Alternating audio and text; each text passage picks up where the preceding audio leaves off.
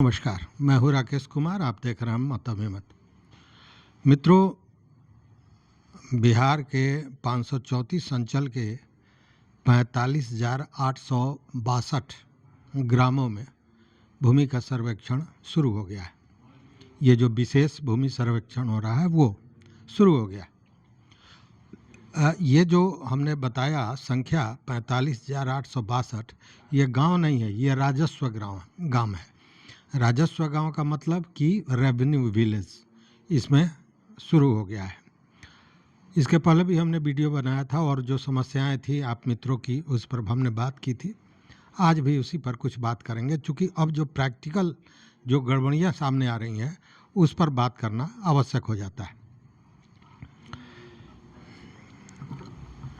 सर्वे में क्या हो रहा है, नहीं हो रहा है, इसकी जानकारी के लिए हमने आपको बताया था कि ऑनलाइन एक ऐप आया है जो प्ले स्टोर से आप डाउनलोड कर सकते हैं और उस पर आप सारी चीज़ों को देख सकते हैं।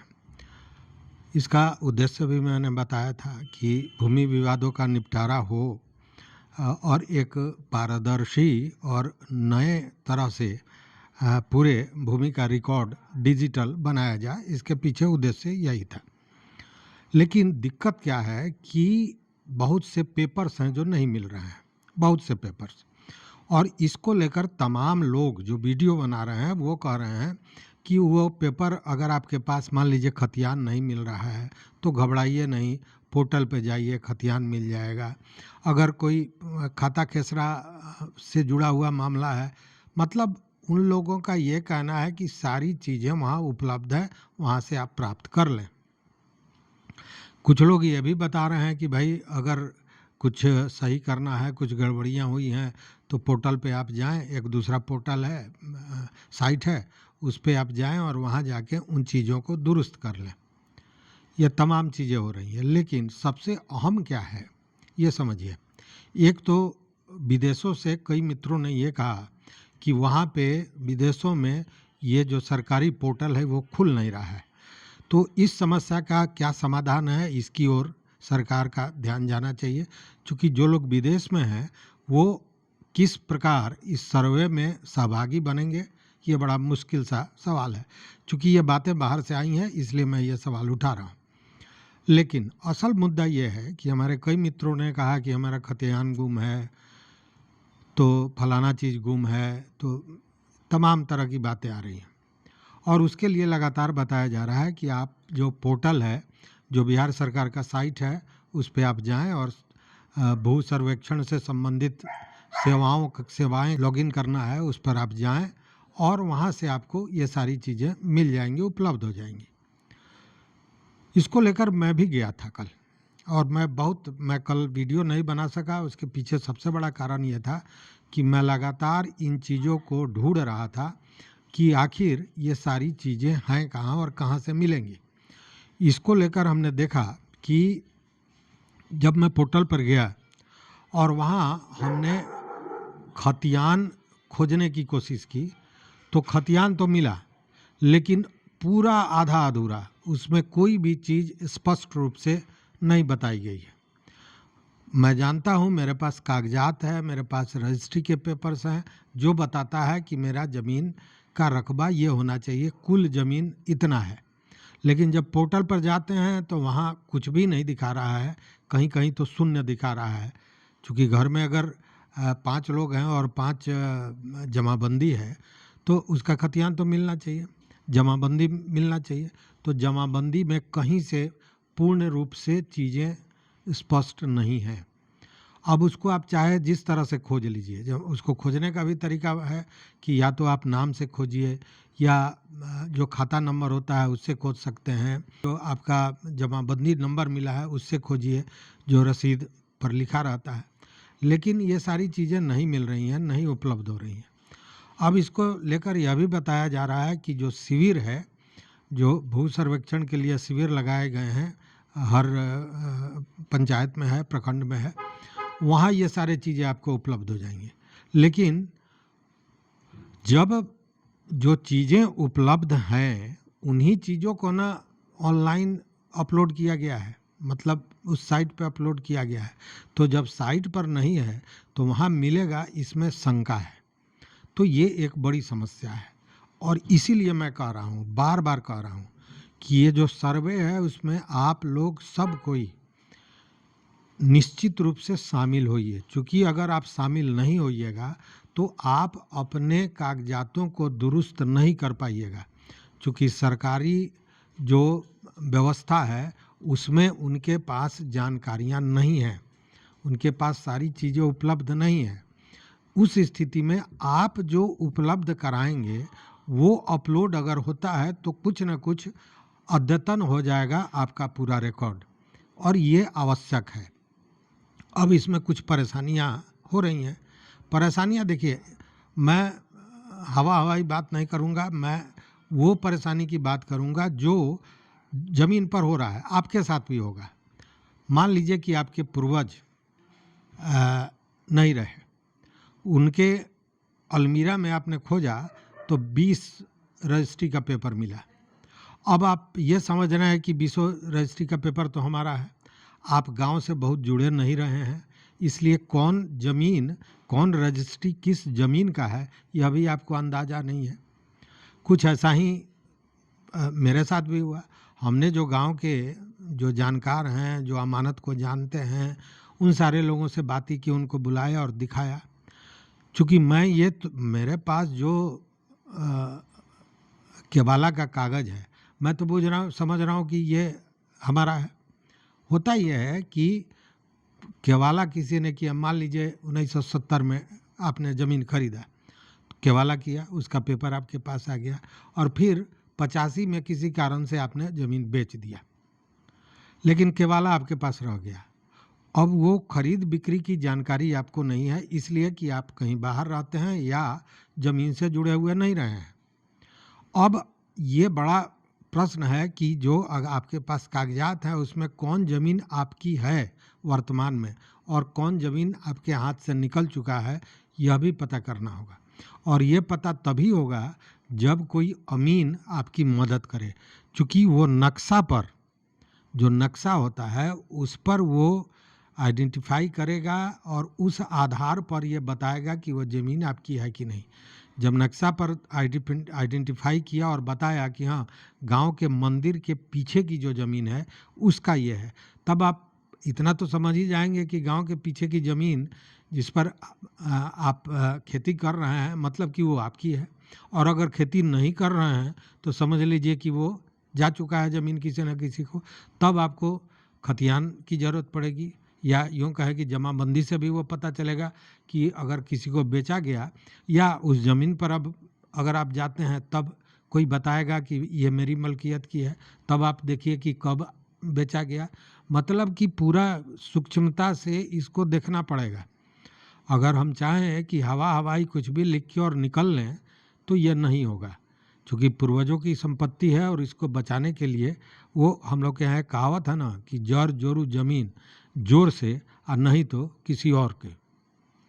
तो इसके पीछे कहने का मतलब कि इन सारे चीज़ों में जर और जोरू की बात, तो जर मतलब सोना चांदी और जोरू मतलब पत्नी, उनकी बात तो मैं नहीं करूँगा, लेकिन इतना ज़रूर बताऊँगा कि ज़मीन जो है, यहाँ जोर से मतलब है कि उन चीज़ों पर बड़ा ध्यान रखना पड़ता है।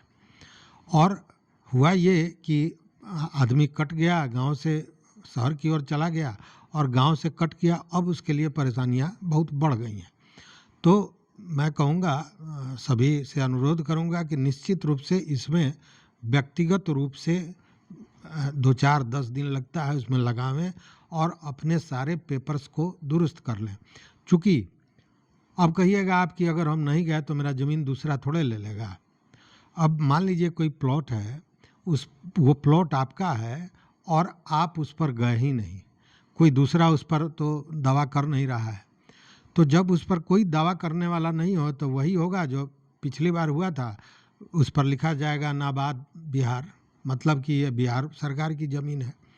तो सरकार इसी तरह चलती है, अगर आप दावा नहीं करते हैं तो वो सारी चीज़ें सरकारी हो जाएंगी, ये जान लीजिए आप।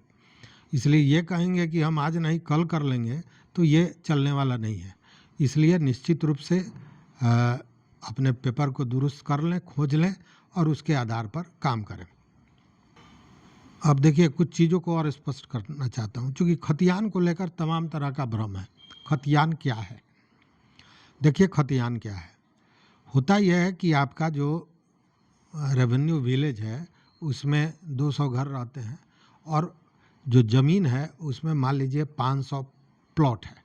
तो एक उसका मानचित्र बनता है, मतलब उसको क्या कहें, हम मानचित्र नहीं कह सकते हैं, नक्शा जिसको कहें, उस नक्शे पर प्लॉट को खींचा जाता है। अब वो इतना छोटा होता है कि सारे चीज़ों पर नाम तो लिखा नहीं जा सकता है।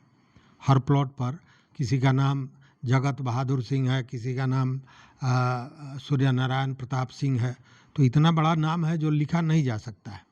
तो इसलिए उस पर नंबर दे दिया जाता है, प्लॉट नंबर, और उसी प्लॉट नंबर के अनुसार खतियान जो बनता है उसमें उस प्लॉट नंबर के अनुसार व्यक्ति का जो मालिक होता है, रैयत होता है, उसका नाम होता है।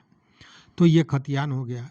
और जमाबंदी इसके बाद होता है। जब जमाबंदी, आप कोई ज़मीन आपकी है तो रेवेन्यू के लिए लगान वसूली के लिए उन आपके सारे ज़मीनों को एक जगह करके और उसकी जमाबंदी बनाई जाती है और उसी के आधार पर आपसे रेवेन्यू कलेक्शन किया जाता है।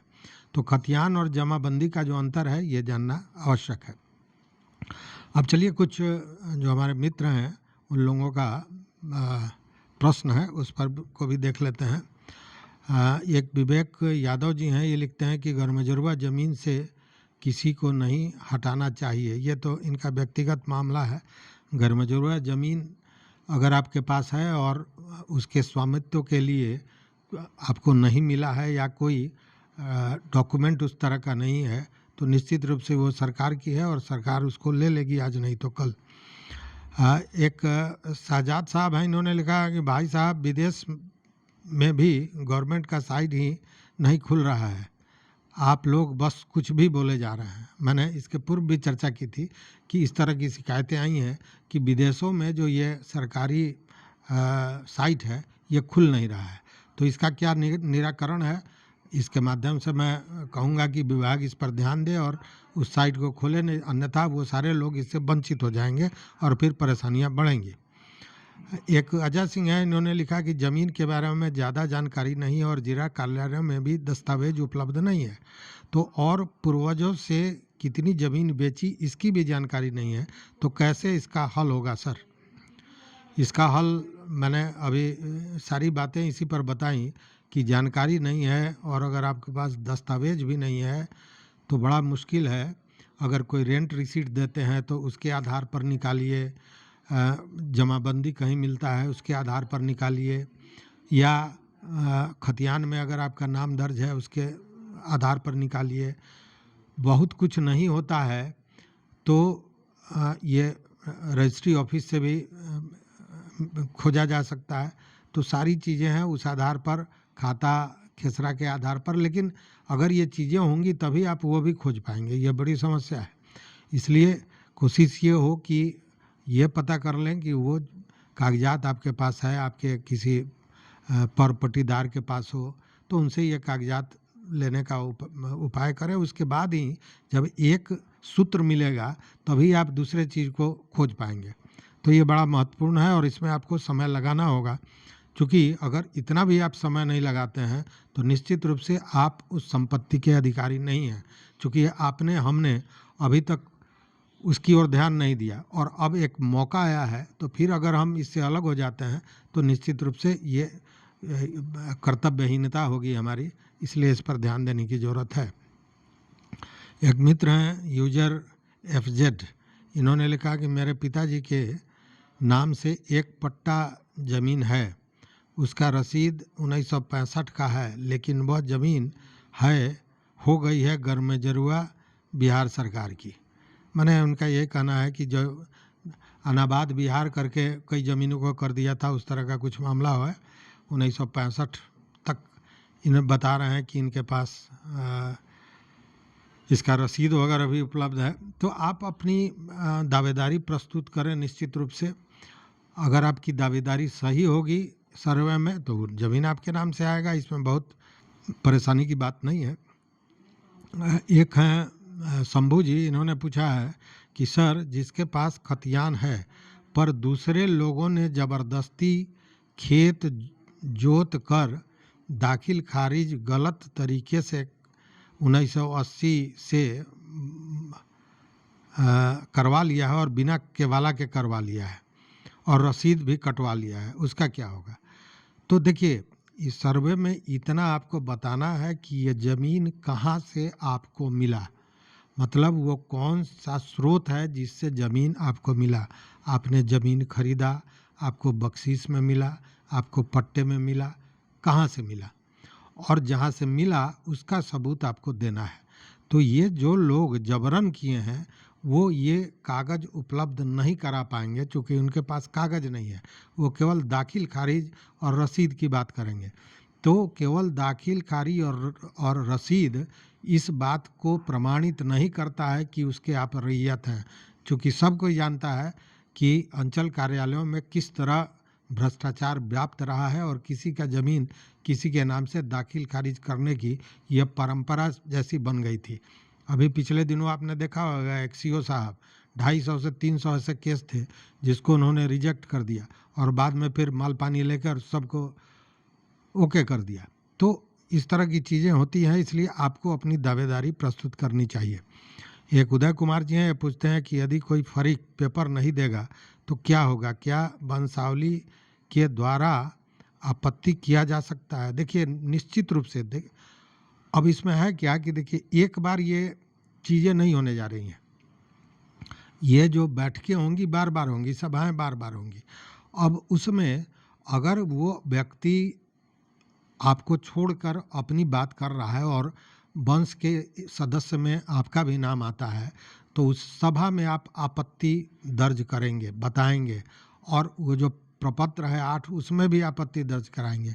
तो जब वहाँ गांव के लोग आपके सारे होंगे तो सारे लोग इस बात को सत्यापित कर देंगे कि हाँ, फलाने व्यक्ति के ये वंशज हैं और इनकी हिस्सेदारी होनी चाहिए।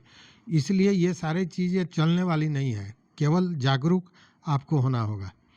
एक यूजर है, इन्होंने कहा कि सर, मेरे दादाजी 4 भाई थे, खतियान बड़े भाई के नाम से है जिसमें 3 खाता है, 2 खाता में चारों भाई का नाम है और 1 खाता में सिर्फ बड़े भाई का नाम है, तो क्या चारों भाई का हिसाब बराबर रहेगा?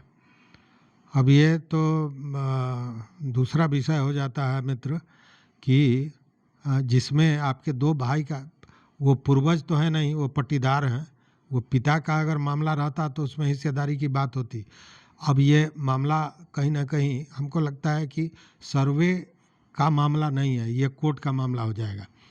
अगर आपसी बातचीत से अगर उसको आप सुलझा लें तो ज़्यादा बेहतर है, अन्यथा ऐसे मामलों को लेकर आपको कोर्ट में जाना ही पड़ेगा, उसके अलावा कोई उपाय है नहीं, मुझे जो लगता है।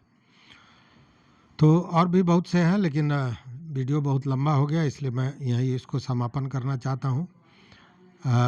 अब एक, लेकिन इसमें और एक चीज़ मैं बता दूं। एक है गौरव ओझा जी, इन्होंने कहा कि मेरा पोखरा का भिंड जो कि गैरमजरूआ आम बकब्जे मालिक खतियान में अंकित है, मेरे पास 1962 के बंदोबस्ती का कागज़ भी सीओ ने किया है, रसीद लगातार कट रहा है। देखिए, एक बात है, गैरमजरूआ आम जमीन को बंदोबस्त करने का कोई प्रावधान था नहीं। वैसे में ये गैरमजरूआ आम जमीन जो आपके पोखर का भिंड है, वो किस तरह आपको बंदोबस्त कर दिया? मुझे लगता है कि वो गैरमजरूआ खास रहा होगा या गैरमजरूआ मालिक रहा होगा, क्योंकि गैरमजरूआ आम जमीन को हालाहाली बंदोबस्त नहीं किया जाता है। इसलिए इन चीज़ों को समझने की चीज़ है कि वस्तुतः ये मामला क्या है। अब एक व्यक्ति हैं जिन्होंने कहा कि मेरे दादी के नाम से ज़मीन है और दादी का डेथ हो गया है। तो मित्र, एक बार बता दूं, मैं इस बार जो खतियान बन रहा है या डिजिटल, इसमें मृत व्यक्ति का नाम दर्ज नहीं होगा किसी भी स्थिति में। वर्तमान की जो स्थिति है उसको दर्शाने के लिए किया जा रहा है। और अभी अगर आप दादी के नाम पर ही चाहते हैं कि इसको करा लें तो आप तो भूतकाल में चले गए, और अभी वर्तमान की जो स्थिति है उस पर यह बन रहा है। इसलिए मृत व्यक्ति का नाम इस बार खतियान में कहीं से अंकित नहीं होगा, ये पूरी तरह समझ लें। तो मित्रों, अब इस वीडियो को यहीं समाप्त करते हैं, और कोई सवाल होंगे आपके तो निश्चित रूप से आप हमारे कमेंट बॉक्स में दीजिएगा। मुझे लगता है कि जो बातें आज हुई उससे बहुत सी चीज़ें स्पष्ट होगी, और सबसे महत्वपूर्ण बात ये कि आप अपने पर भरोसा कीजिए, आप खुद उन कागजातों को खोजिए अगर आपके पास नहीं है तो, और वेबसाइट पर जो साइट है गवर्नमेंट का उस पर आप जाइए, उसको देख लीजिए। अगर वहाँ मिलता है तो बहुत अच्छी बात है, नहीं मिलता है तो आप अपने स्तर से उसको ढूंढने का प्रयास कीजिए, अन्यथा ये चीज़ें गड़बड़ होंगी और वो जो संपत्ति है आपकी वो हाथ से निकल जाएगी। तो देखते रहिए मत अभिमत। मित्रों, चैनल पर नए हो तो निश्चित रूप से सब्सक्राइब कीजिए, लाइक कीजिए, दोस्तों के साथ शेयर कीजिए और अपना विचार जरूर दीजिए। बहुत बहुत धन्यवाद, बहुत बहुत धन्यवाद।